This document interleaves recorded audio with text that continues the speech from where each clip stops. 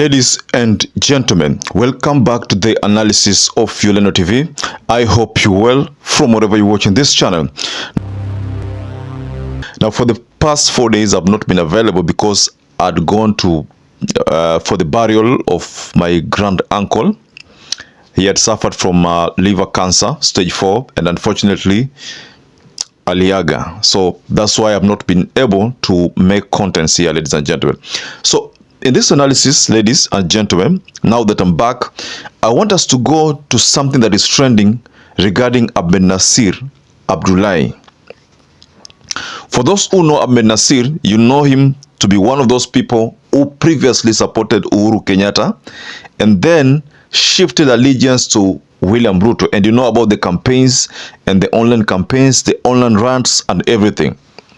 So in this particular analysis, ladies and gentlemen, AhmedNassir seems to have made a huge U-turn, especially going by his stand on what the UDA government or the Kenya Kwanza government is doing.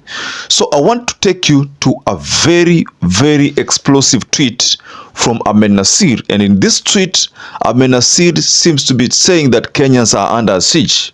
But before we get there, ladies and gentlemen, please like this video and don't forget to subscribe if you're a first-time viewer or a viewer who wasn't subscribed.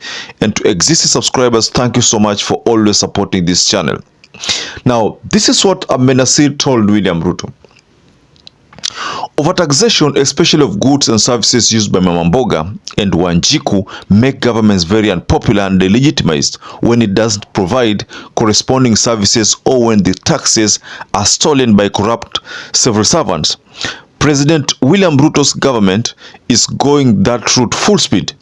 Personally, I grudgingly rationalize the need to raise taxes so that our government repays the reckless borrowings of President Uhuru, gives us good services, i.e. uninterrupted electricity, clean running water, good roads and functional sewage, good security, excellent health care, good education, a functional justice systems, a government that prosecutes and jails thieves who steal our taxes.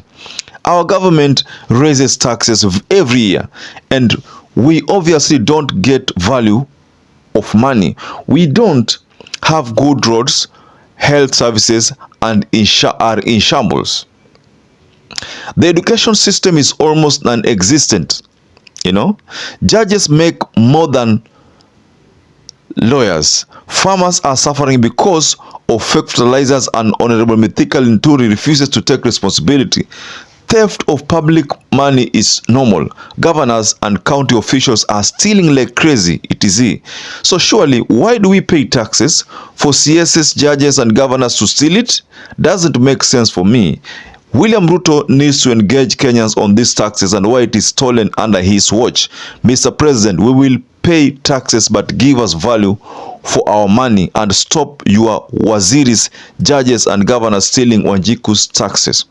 So if you look at this tweet, ladies and gentlemen, you find that there are photos which have been attached there.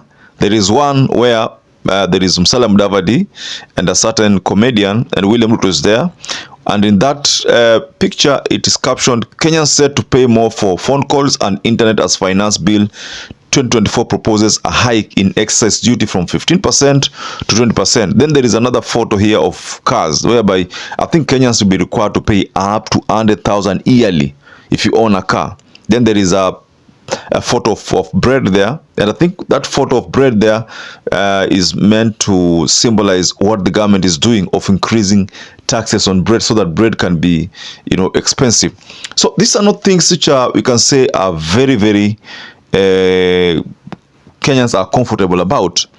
But the fact that AhmedNassir is now bold and realizing that William Ruto's government is not working for the people makes a lot of sense, ladies and gentlemen. Like I was telling you, AhmedNassir is one of those people who has never ever supported Raila Amolo Odinga as far as the 2022 general elections concerned. He didn't. But then he believed in this regime. But then the funny thing is that from the tweet, I can only say that AhmedNassir is not seeing value for money in William Ruto's government. Because if you listen to the tweet I read, there is a part it talks about Kenyans not getting value for money. So I think this time round, AhmedNassir seems to be siding with Raila Amolo Odinga indirectly. When Raila made a lot of noise last year, 2022, talking about 2023, 2022, end of 2022 to end of 2023, when Raila made a lot of noise there, talking about Kenyans not getting value for money, despite the fact that Kenyans are paying more tax. When he did that, most people thought that he was just trying to make William Ruto's government dysfunctional. But that was not the case. So if you look at what AhmedNassir is saying in this tweet, you will agree with me that what Raila Amolo Odinga was doing was not trying to destabilize William Ruto's government. He never had that intention. The move was to simply make life affordable to the people, because Raila felt he has, always gotten a lot of votes, more than all the presidents who've all of those people became presidents, except for, I think, 1997 there when Moi stood. That is the time Raila never won. But the subsequent elections which he has contested, he has always won. And these are things which are coming out of the public domain right now. So he felt, that obligation, that urge to push for the people's livelihoods to be made affordable. That's why he was taken to the streets. That's why he engaged Kenyans in the mass demonstration. And he was also passing a message to the people that you can make a change. The change is in your hand. So this sudden U-turn of AhmedNassir matters William Ruto's policies.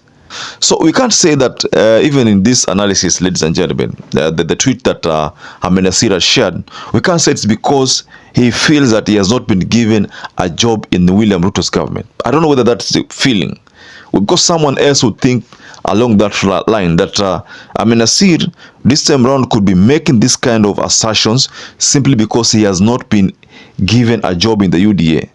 And maybe AhmedNassir believes, just like the former Bahati Member of Parliament, Ngujiri, said, that for you to get a job, you must fight this government.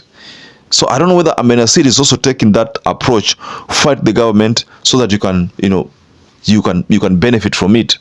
I doubt whether that is the case, because what AhmedNassir has talked about, first, the mythical Linturi issue, where he, in a separate tweet, talked about, 5 million by 11. Like 5 million by 11. This is like saying that the committee members were paid to, to protect mythical Linturi. One would think along that line. But let's just get back to this tweet, ladies and gentlemen.